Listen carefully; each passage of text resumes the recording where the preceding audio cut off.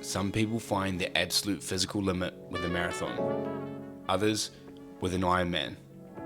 I'm about to test my entire existence for an 8-pound wheel of Double Gloucester.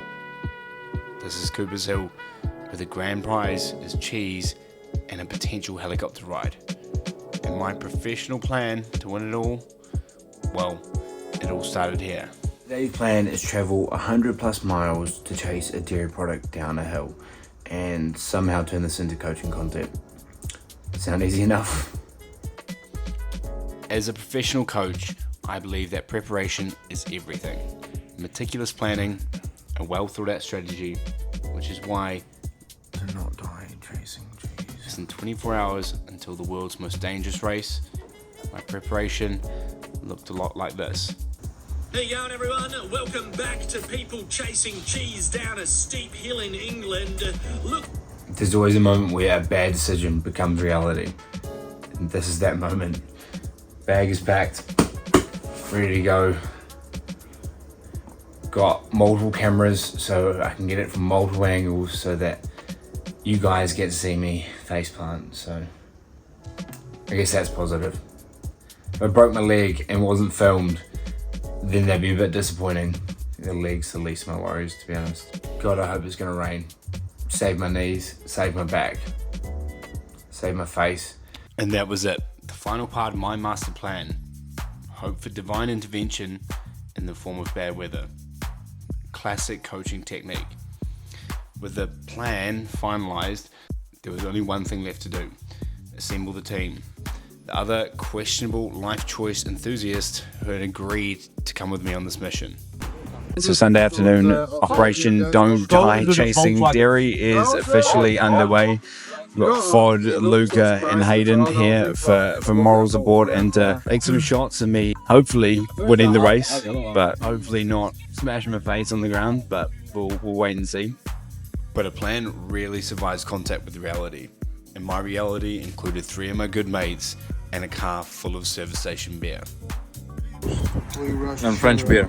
That's the only French beer you need to drink, guys. There's no more French beer you can drink. Oh, nice. We've been to the hill. It is a lot steeper than any video has ever shown, and the view is actually incredible. I went for a trial run. Went down a little bit slowly than I'll be going down tomorrow, but I've already got a few cuts and scrapes, so gotta take it as it comes. But excited. Gonna go to the pub, see what Gloucester's got about it, and then we'll go from there. The discipline part of the plan was already on life support. That one sensible pint from the plan became a secret rave, which became an after party, which became a 3 AM Uber ride in the middle of nowhere. My professional prep is now officially a chaotic mess. Fully out here, activation, you don't know about this stuff. And this was the result. I mean, we definitely pushed it way too hard last night. You know, we're here, we live, we make mistakes, we back from it. Roll down a hill. The next morning, I wasn't facing the hill, I was facing a full-blown hangover and the consequences of my own brilliant decisions. I'm not in a state to be rolling down a hill anyway, but we're here and we move. This was no longer a physical test, it had become a battle against myself. But I mean, it happened. Found a drum and bass gig. It was decent. Made some friends.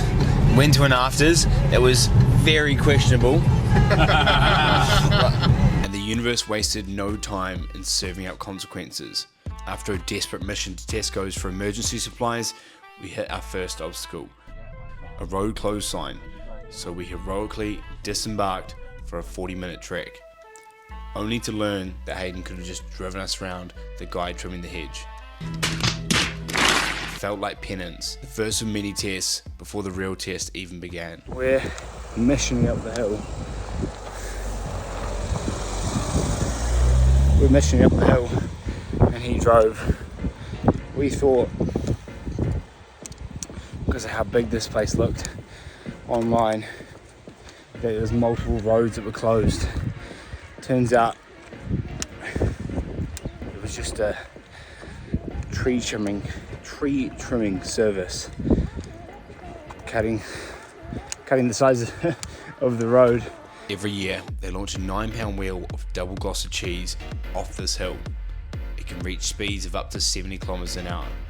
The humans, they try and follow, and the sheer number of people who show up to watch and participate is staggering. It dates back over 200 years. No one knows the real origin. Some say it was a fertility ritual, others, more plausibly, blame beer and boredom. There's no real rules, no medals, just broken egos, dislocated shoulders, and for one person, each race, a glorious, dairy-fueled moment of fame. And the people that it attracts are a special breed. You've got seasoned veterans, terrified first-timers, and the tourists that have no idea what they signed up for.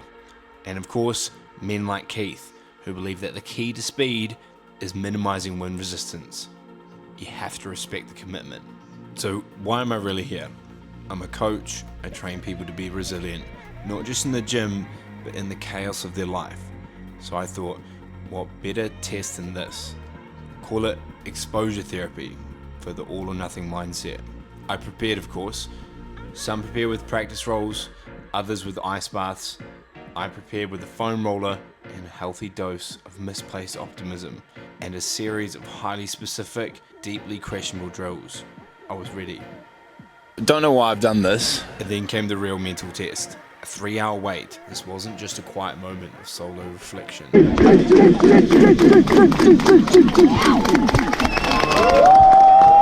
45-degree slope where the only icebreaker that you need is what stupid choices led you here. The confident coach from the walk-up was gone, replaced by a man running on monster energy and pure nerves. And this is where the self-sabotage really bites. They say courage is feeling fear and doing it anyway. I say courage is being third in line behind a guy in Crocs. From here, it looks worse. Yeah, it's worse. And then stillness, or at least my own personal stillness. The world stops thumping, and the only thing that you can hear is the roar of the crowd and the sound of your own heart trying to beat its way out of your chest. You become part of the spectacle.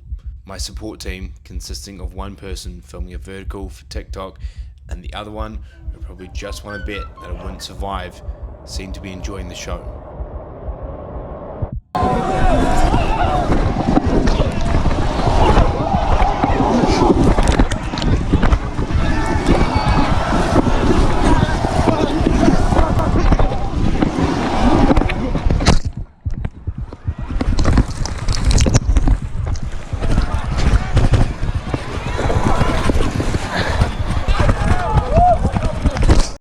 In that moment, all the pain it vanishes, replaced by a strange kind of magic.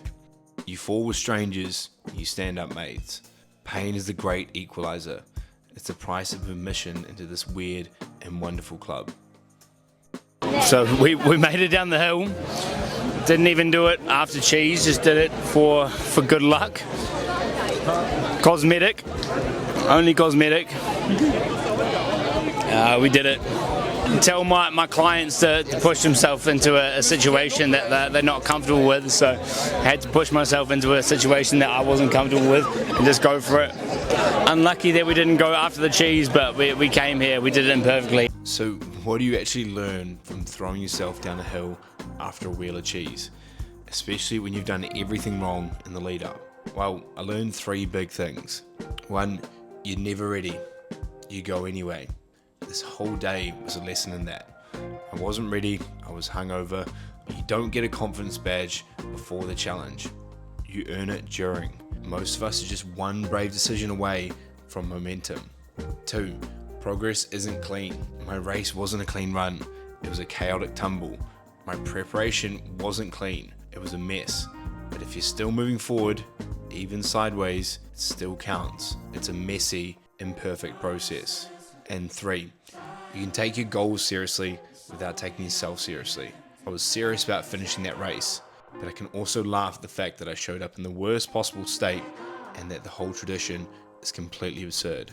That's where the joy is. Over here, look at that. The goal is the grit. Oh, The fun is the chaos. Fucking beautiful. can't really complain, can you? I did something I was scared of, even after I'd made it harder for myself. and it reminded me why I started this YouTube journey in the first place. I have no idea what I'm doing. I'm not a professional filmmaker, I'm not a video editor. What the hill teaches you is you can't get better by standing at the top. You have to be willing to take the tumbles. You have to show up hungover, you have to make imperfect videos, because that's the only way to get better, is to go for it. It's the real, beautiful lie of Cooper's Hill. It tricks you into learning the lesson that you desperately needed to learn. If you enjoy this look inside one of Britain's most insane traditions, and maybe even your own personal one, make sure that you subscribe for more adventures. Let me know in the comments what the strangest tradition is in your part of the world. Maybe I'll be showing up there next. Can't really complain, can you?